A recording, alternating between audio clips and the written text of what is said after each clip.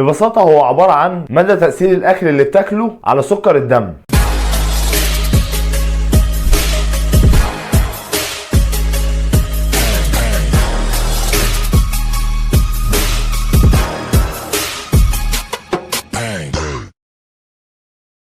ايه هو المؤشر الجلايسيمي او الجلايسيميك اندكس؟ ببساطة هو عبارة عن مدى تأثير الاكل اللي بتاكله على سكر الدم. هل بيرفعه جامد؟ هل بيقلله؟ هل بيبقى متوسط؟ هل بيبقى قليل؟ لما الاكل ده بيخش جسمك سكر الدم بيعلى بنسبة قد ايه؟ الاكل ده اذا كان كارب ولا بروتين او فات، اي حاجة مش تفرق. دلوقتي احنا هنقسم الاكل ده لثلاث انواع على حسب الجلايسيميك اندكس. فوق ال70 ده اول نوع، ده هاي جلايسيميك اندكس. تحت ال60 ده تاني نوع، ده ميديوم جلايسيميك اندكس. وتالت نوع اللو جلايسيميك اندكس تحت ال50.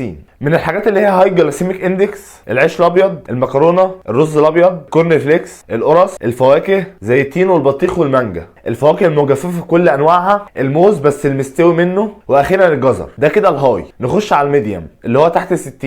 عندك الشعريه، الكسكسي او المبروم، الشوفان، الذره، الرز البسمتي، والتوت البري، الكيوي، والعدس. نيجي على ثالث نوع هو اللو جلايسيميك اندكس. معانا الخس، البروكلي، البتنجان، البصل، الطماطم، الفلفل الرومي، التفاح، الفراوله، الفاصوليا، والبطاطا الحلوه، ولبن اللوز. كده احنا وضحنا الجلايسيميك اندكس وانواع الاكل العاليه والمتوسطه والواطيه في الجلايسيميك اندكس. لو عجبك الفيديو اعمل لايك وشير واستنى الحلقات الجايه. سلام عليكم.